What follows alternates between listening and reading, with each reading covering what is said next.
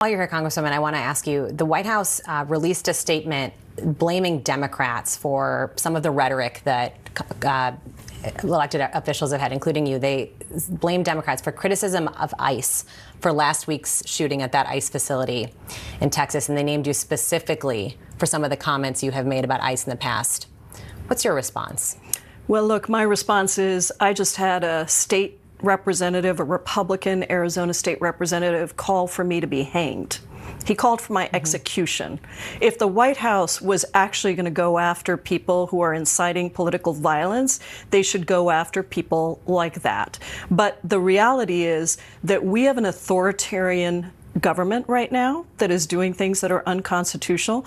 My work is to make sure that we continue to promote nonviolent resistance, active opposition to the things that are happening. I don't think that Republicans, Democrats, and independents, for the majority part, supermajority across the country, like that ICE is coming in, masked men on our streets, Elizabeth, kidnapping people who are hardworking folks who have just been doing their jobs, people who are here on legal visas, U.S. citizens. They have kidnapped and detained people. They are pushing people to the ground. We have a militarized force on our streets. That's what ICE has turned into, and I'm going to continue to do everything I can to push back against that. And do you regret your rhetoric?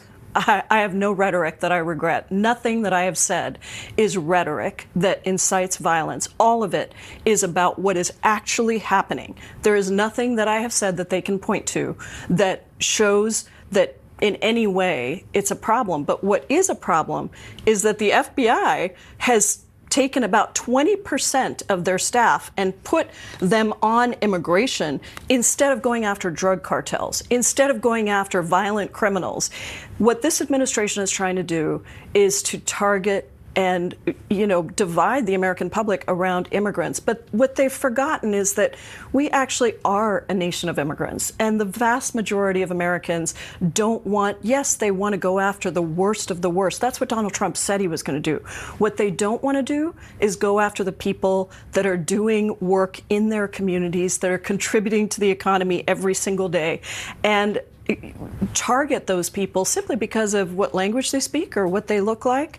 I think it's a very scary time in this country, and I'm going to continue to do everything I can to hold this administration accountable for what they're doing.